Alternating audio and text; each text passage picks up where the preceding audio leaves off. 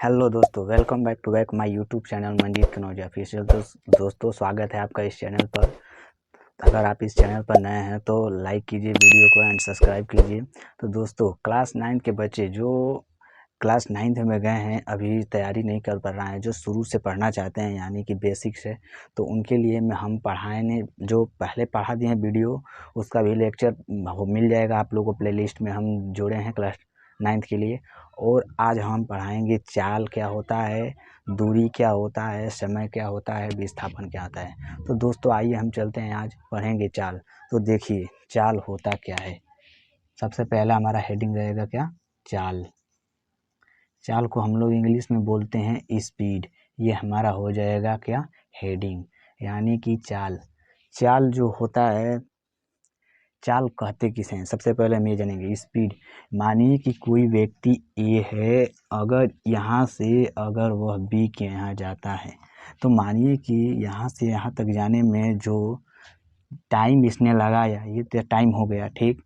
लेकिन एकांक समय में तय की गई दूरी हो गया, यहाँ पे यहाँ तक चलने में कोई दूरी तय किया होगा, तो यहाँ से यहाँ तक तय करने में जो दूरी लगा और समय लगा, और एकांक समय में तय की गई दूरी को ही हम लोग चाल कहते हैं। जैसे मानिए कि कोई व्यक्ति, चाल से समझ जाइए यानी कि चलना, कोई यहाँ से वहाँ तक गया, उसी को हम लोग क्या कहेंगे, चाल कहेंगे।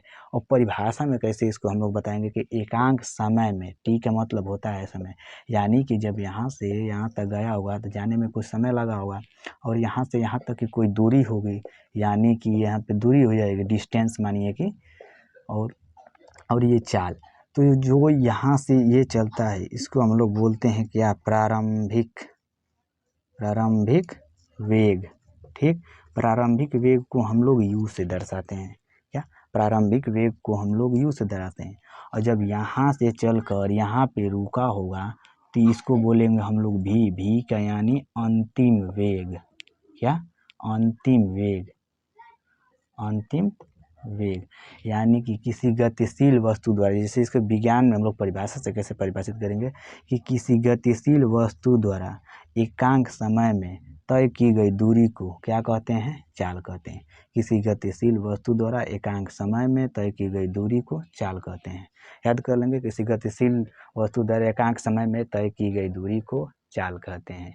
तो चलिए चाल का हम नोट पढ़ेंगे, क्या नोट, चाल के नोट देखिए जो याद कर लीजिएगा, और ये परिभाषा याद कर लीजिएगा, वीडियो को स्किप कर देख लीजिएगा। तो चलिए हम लोग देखते हैं चाल, मिटा लेते हैं इसे फटाक से।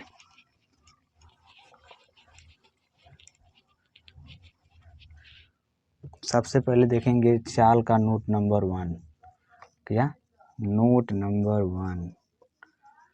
सबसे पहले देखेंगे कि ये कौन सी राशि है, चाल अच्छे से लिख देते हैं। थोड़ा लाइट कट गई तो इसके लिए हम बल्ब जला लेते हैं। दोस्तों देखिए, नोट नंबर 1, चाल का नोट, चाल बराबर होता है दूरी बटा में चाल एक। कैसे देखेंगे कि चाल क्या है, चाल कौन सी राशि है। नोट नंबर 1 में सबसे पहले राशि देखा जाता है, तो लिखेंगे कि चाल एक अदिश राशि है। चाल एक क्या है, अदिश राशि है।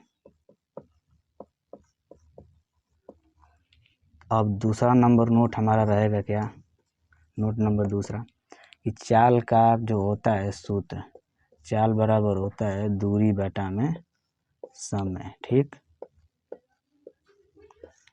अब तीसरा नंबर हमारा नोट रहेगा क्या, चाल का मात्रक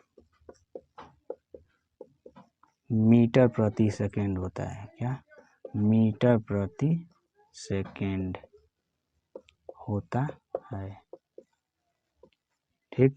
नोट नंबर हमारा अगला रहेगा कि ये हो गया चाल एक अदिश राशि है। नोट नंबर 1, चाल बराबर होता है दूरी बटा में समय, चाल का मात्रक मीटर प्रति सेकेंड होता है। चाल जो होता है, एक और याद कर लीजिए, चाल हमेशा धनात्मक होता है, हमेशा धनात्मक होता है। क्योंकि जब यहाँ से कोई व्यक्ति यहाँ जाएगा, तो यहाँ से यहाँ जाएगा, तो यानी कि चल रहा, तो ये बढ़ ही रहा ना, यानी कि धनात्मक। और जब यहाँ से यहाँ आएगा तो घट थोड़ी जाएगा चाल, यहाँ से भी यहाँ गया तो ये भी प्लस हो रहा है, और यहाँ से इतना आ रहा है, ये भी प्लस हो रहा है। यानी कि चाल हमेशा धनात्मक होता है, ऋणात्मक नहीं होता है। हमेशा धनात्मक होता है, ऋणात्मक नहीं होता है। ठीक ना, इतना नोट याद कर लीजिएगा। और आगे हम लोग पढ़ेंगे क्या, दूरी। दूरी कहते किसे हैं, तो फटाक से इसे इरेज कर लेते हैं, नोट बना लीजिएगा आप लोग।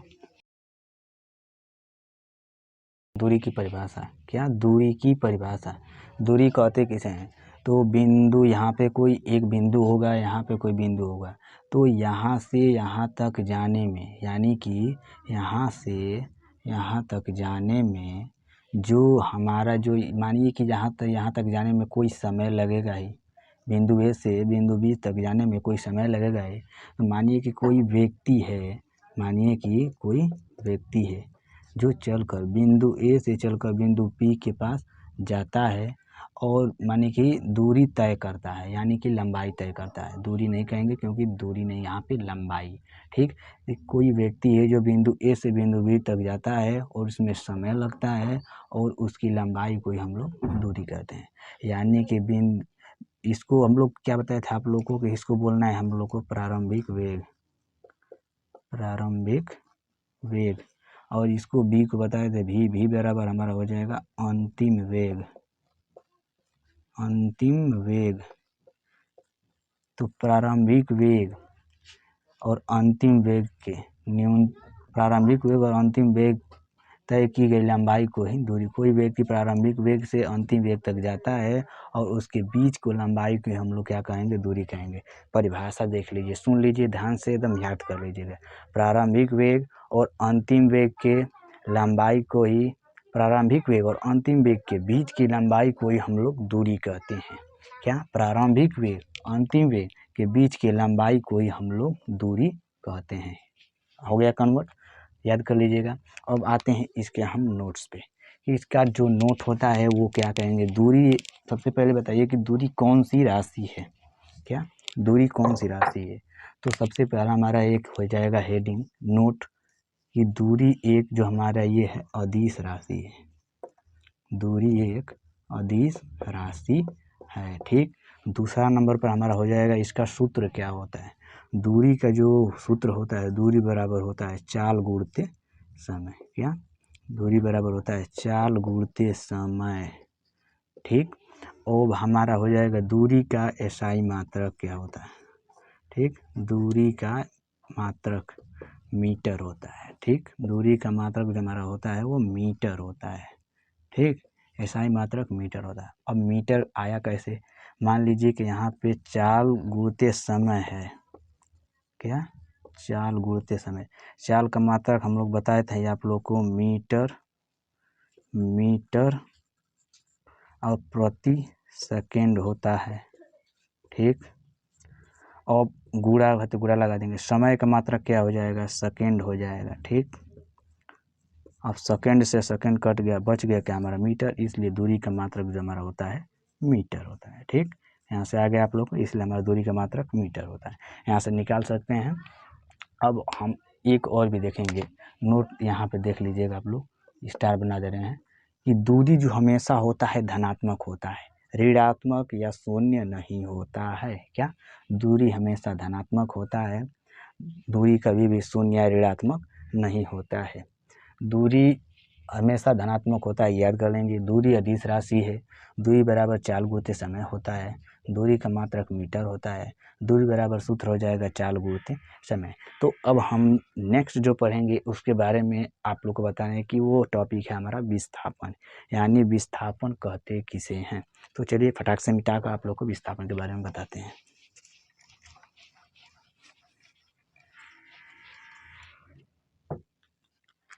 विस्थापन,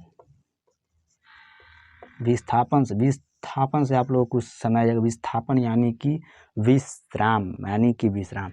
कोई व्यक्ति यहाँ से यहाँ तक जाएगा, तो मानिए कि चलने के लिए तो चला जाएगा, लेकिन पुनः यहाँ से जाकर फिर वहाँ से आएगा, यानी कि यहाँ पे विस्थापित हो जाएगा, यानी कि विस्थापन यानी रुक जा रहा है। जब यहाँ से जाकर यहाँ पर आकर, यहाँ से फिर यहाँ पर आकर रुक जाता है, इसे ही हम लोग विस्थापन कहते हैं। विस्थापन को अभी बढ़िया से तरीके से समझिए, यानी कि इसमें समय लगेगा, यानी कुछ यहाँ पे दूरी भी होगी, यानी कि यहाँ से इसको बोलते हैं प्रारंभिक वेग, इसको बोलते हैं अंतिम वेग। प्रारंभिक वेग और अंतिम वेग के न्यूनतम दूरी को ही प्रारंभिक वेग और अंतिम वेग के न्यूनतम दूरी को विस्थापन कहते हैं। यानी कोई गतिशील वस्तु प्रारंभिक वेग और अंतिम वेग के बीच के दूरी को न्यूनतम दूरी को ही विस्थापन कहते हैं। प्रारंभिक और अंतिम वेग के न्यूनतम दूरी को ही विस्थापन कहते हैं। ठीक, प्रारंभिक वेग और अंतिम वेग के न्यूनतम दूरी को ही विस्थापन कहते हैं। विस्थापन एक हमारा क्या है, सदिश राशि है। विस्थापन हमारा एक सदिश राशि है। नोट नंबर 1 याद कर लीजिएगा। नोट नंबर 2 है विस्थापन। विस्थापन बराबर सूत्र क्या होता है, तो विस्थापन बराबर हमारा सूत्र होता है औसत वेग गुणे समय अंतराल। ठीक, औसत वेग गुणे समय अंतराल। ठीक, समय अंतराल को यानी डेल्टा टी से इसको हम लोग प्रदर्शित करते हैं। औसत वेग यानी कि यश बराबर, इसको विस्थापन से एस से प्रदर्शित करते हैं। औसत वेग का सूत्र होता है v प्लस यू बटा में 2 गुणित टी। ठीक, ये हमारा सूत्र हो जाएगा विस्थापन का। विस्थापन जो हमारा होता है सदिश राशि होता है। यहाँ से इतना आप लोग को समझ आ जाएगा। अब देखते हैं इसका एक उदाहरण, क्या विस्थापन का एक उदाहरण। परिभाषा अभी भी समझ में नहीं आ रहा है तो एक बार और बता देते हैं कि प्रारंभिक वेग और अंतिम वेग के न्यूनतम दूरी को ही विस्थापन कहते हैं। किसी गतिशील वस्तु द्वारा तय की गई प्रारंभिक वेग और अंतिम वेग के बीच के न्यूनतम दूरी को ही हम लोग विस्थापन कहते हैं। तो चलिए हम आगे देखते हैं इसका एक उदाहरण। एक उदाहरण में जैसे में हम लोग देख सकते हैं कि मान लीजिए कि यहाँ पर कोई है, यहाँ से हम रस्सी बांधकर और यहाँ से यहाँ फेंकते हैं, कोई वस्तु फेंकते हैं यहाँ से यहाँ तक, तो जो यहाँ से यहाँ तक जाएगा जो पिंड होगा, मान लीजिए कि पिंड हम लेते हैं और यहाँ से इसको फेंकते हैं, यहाँ पर आ जाता है और फिर यहाँ से पुनः इसी स्थिति में आकर यहाँ पर रुक जाता है। इसी का विस्थापन का एक उदाहरण हो गया। मान लीजिए कि हम कोई क्या लिए, कंकड़ या पत्थर लिए, उसको फेंके, फिर वो वापस लौट कर आ गया, उसे हम लोग विस्थापन कहते हैं।